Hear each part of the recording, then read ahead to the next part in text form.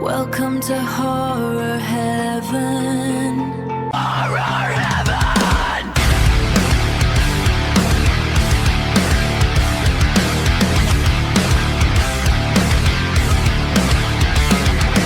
Hey guys, Horror Heaven Jeff channel back here with another review. We're going to do a newer video this time. We're going to jump into the Kevin Williamson directed 2026 offering of Scream 7.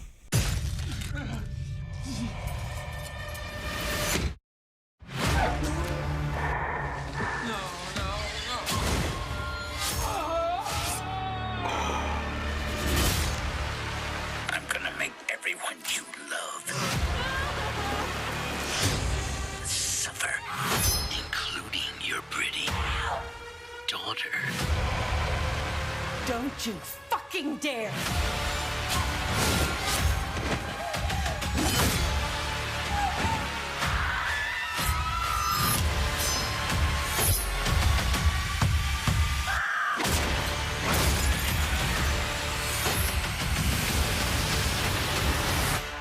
Gonna be fun. Scream. Creepy's kind of hot. Alright guys, so you saw the trailer there, you know what Scream is, you know exactly what's going on. Let's just get right into it. And at the end, I actually have an idea I kind of want to throw out there for something they could do to kind of revamp the Scream franchise and maybe be able to milk a little bit more out of it, because it's starting to get a little old. But this movie really wasn't all that bad. It had a really good opener. All of the Scream movies pretty much have good openers, and this one was no different, with the whole bed and breakfast thing that's at the Mocker house, you know, where Stu died, and that those people go in there and, you know, they're true crime fans, and you see them looking at all the spots where so-and-so died and this happened and all that.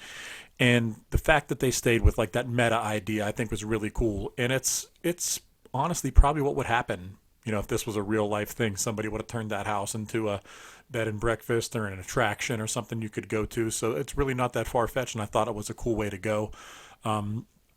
It ultimately leads to the house being burnt down. A couple very brutal kills. There's some really mean kills in this movie, which was good. So yeah, I think it stayed with the you know, the history of Scream, with having really good opening scenes. All right, so let's get into the cast for this movie, and we have the eternally gorgeous Neve Campbell back again. She's still looking as good as ever.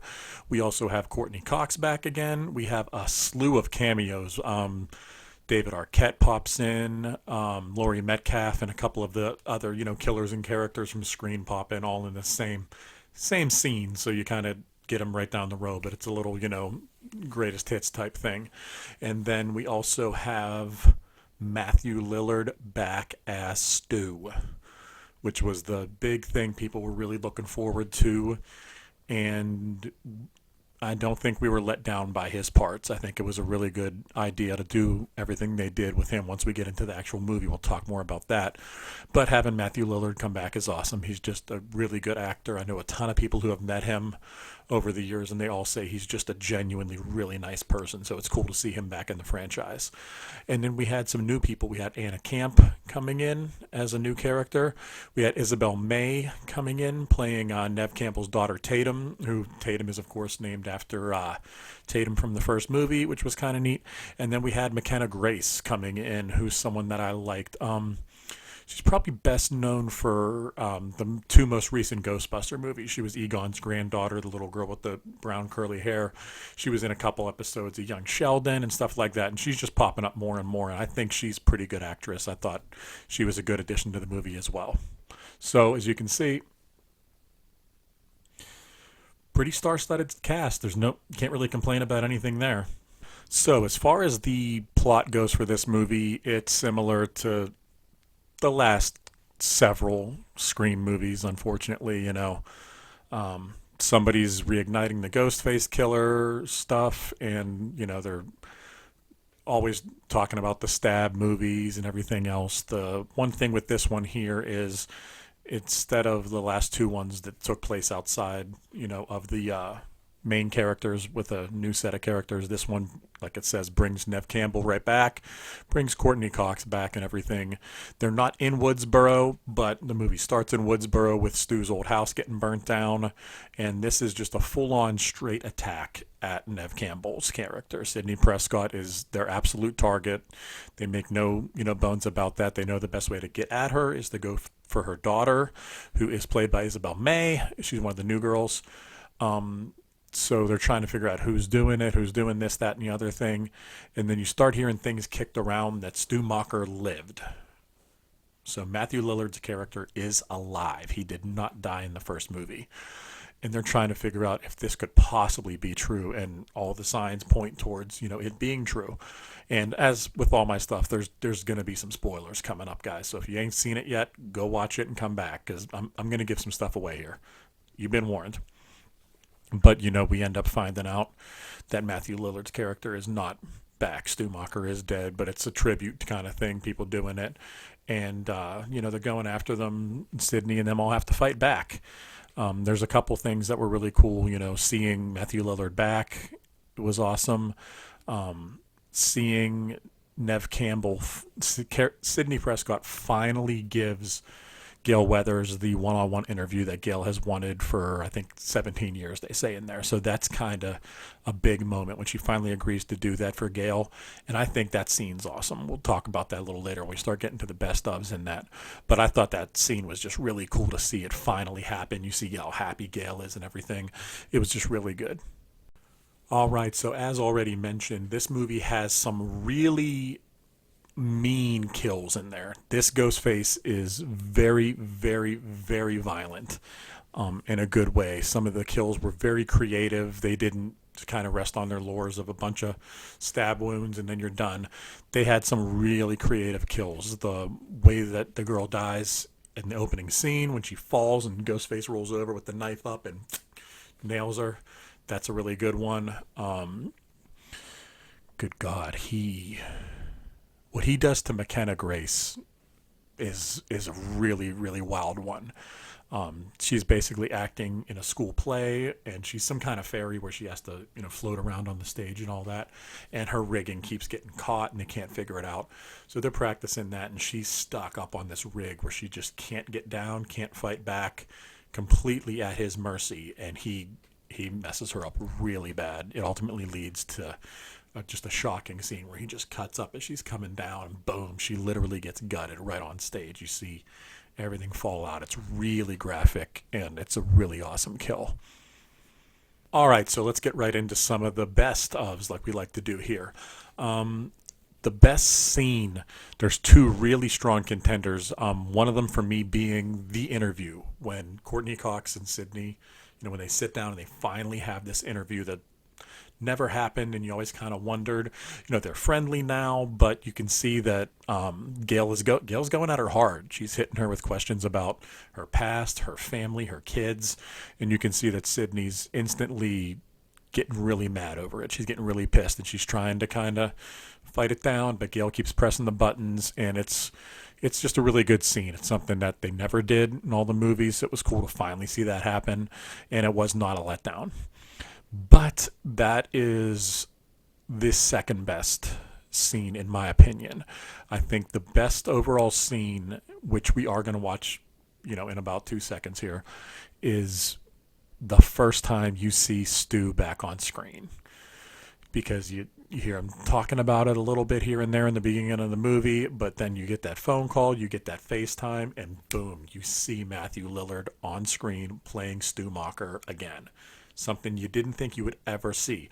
And even though it ends up kind of being a big giant mindfuck when all's said and done, when you first see that, everybody smiled. It was just awesome to see the scars on him, to see him, acting like Stu, being crazy, being just way over the top, was really cool, and everybody popped whenever that scene happened. So let's just give it a quick look right now, and there's no way you won't like it. Hello? Hello, Sydney. Guess who? Did you miss me? I see you found a new town to live in. It reminds me a lot of where we grew up. Oh, do we know each other? We sure do. In fact, I was just in Woodsboro last night. Things got a little heated. But I'm here in Pine Grove now. Yeah, what brings you here? You, Sydney, you were missed in New York. It's not the same without you. I guess you couldn't be bothered now that you're so busy with a husband and family. Well, you sure know a lot about me for another asshole hiding behind a fake number and a voice changer. Oh, I'm not hiding, Sydney. Not this time.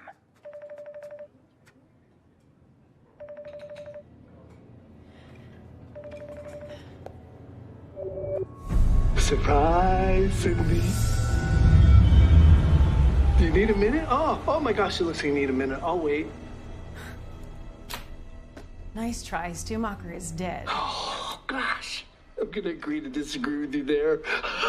Oh my God, it's so good to see you. I always had a thing for you, Sid. This is gonna be so much fun. Just like the old days, except now there's no Billy or Randy or Tatum. Speaking of whom, your daughter, her name's Tatum. That is so adorable. I mean, it's a little weird or whatever, but it's super cute. And she is so pretty. Do not talk about my daughter. Oh, okay. Yeah, I should definitely tell you, though, I am currently outside of her high school theater. Don't you fucking dare! It's showtime, bitch. Tell me that scene didn't give you chills for a second when you first see him up there and you realize that he's actually going to be in the movie. So damn cool. And it wasn't like a short cameo either. He's in there for a decent amount of screen time, and he's the center, the center focus point of who done it, why'd they do it, is he whatever, so he was tied in. He wasn't just thrown in there for the hell of it like some of the cameos towards the end were. They were just there to get those people's names in the credits, I believe. There was no point in having them in there. So in a movie with so many brutal kills, I mean, they made Ghostface's he's like flirting with Michael Myers levels of power and meanness in this movie. The best kill, McKenna Grace's one, is coming in second, because at one point all of the main characters are at this pizza joint because they're trying to figure out who's doing it. They wanted all the suspects in one spot at one time. And Ghostface ends up there, of course, and he massacres like 4 of them in 2 minutes. I mean, he goes crazy. But there's the one guy in there who they just call the creepy kid, and his kill is off the wall.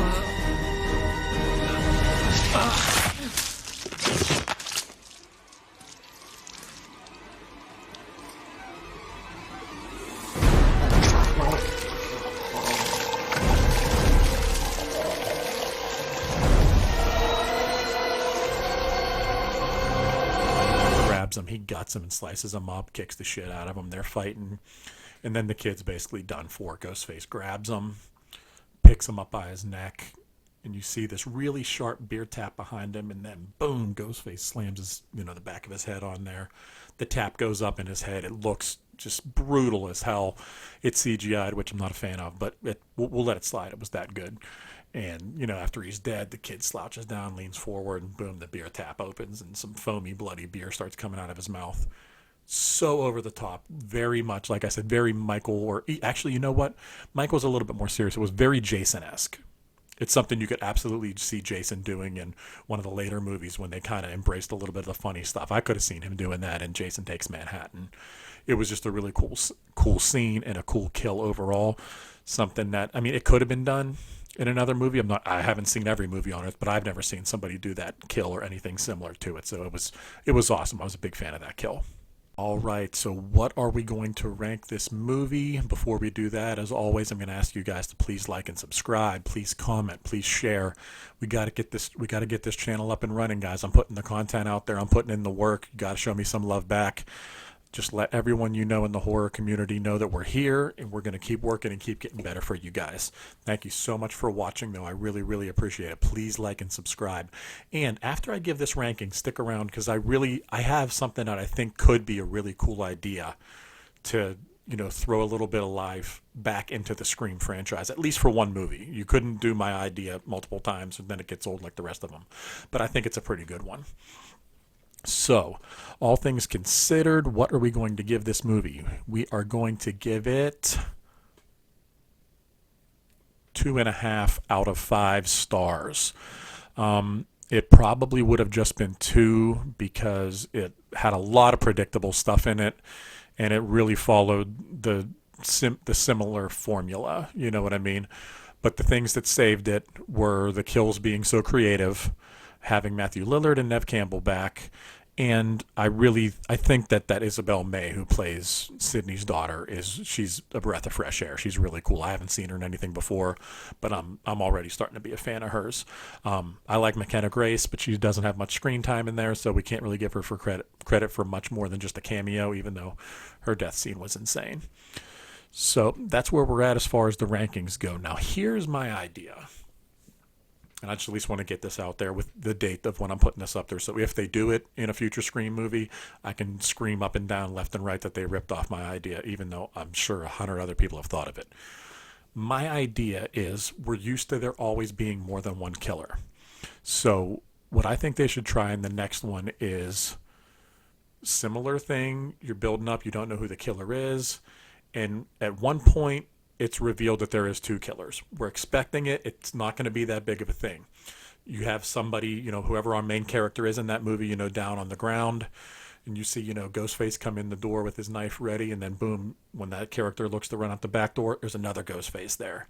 You see in their face, oh man, I'm screwed. But both of the Ghostface kind of run right at each other and start fighting. They're 2 separate people trying to kill possibly Sydney. Why not? She's the big famous person. Why? That's probably who they would want to take out, or the daughter. But you have 2 separate people working independently throughout the movie, and you don't know it. That's why there could possibly be, you know, you see all the characters get attacked and all that, so there's, you know, plausible deniability all around, but they're not working together. They just both happen to go after Sydney on the anniversary of Billy Loomis's murder, on the anniversary of whatever. You know, you think of something and make it the anniversary of that, and 2 separate people are going after her at the same time. Boom, they hit, they fight a little bit, you know, they back up and regroup, and then Sydney's even thinking, like, there was 2 killers. They had me dead to rights, but they didn't kill me because they were fighting with each other. So what the hell? It's a different idea. It's something different, and I believe the proper writers could do something with that. You know, get a little bit back to the who done it, why'd they do it, you know, why didn't they work together, and you know, you can unravel that a little bit here and there. Maybe even tell us who the 2 killers are relatively early, and then we're kind of left, instead of wondering, you know, who's doing it, we're wondering why are they doing it. We're wondering what killer is going to ultimately get Sydney. Is anybody going to get Sydney? Is she going to take them both out? We don't know. It's just something different, a little bit different. Let's switch it up a little bit, guys, because the horse is dead, man. There's no point in hitting it with the bat anymore. There's no point in kicking it anymore. At this point, you know, just make some dog food out of them. The horse is done. But that's kind of just my idea. We'll see where they go, because this movie, like with all of them, made a lot of money. They ain't done making them yet. I guarantee you there's going to be another one. Scream 8 is absolutely coming out soon, and we're going to see it in double digits. I have zero doubt you're going to see Scream 10 sooner rather than later. But like always, thank you so much for watching, guys. I really, really, really love you, and stay glued to this channel. We're going to keep shooting the content at you left and right. Thank you so much. Bye.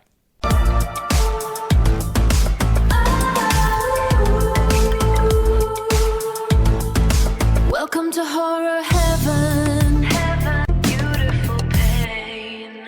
Welcome to horror heaven.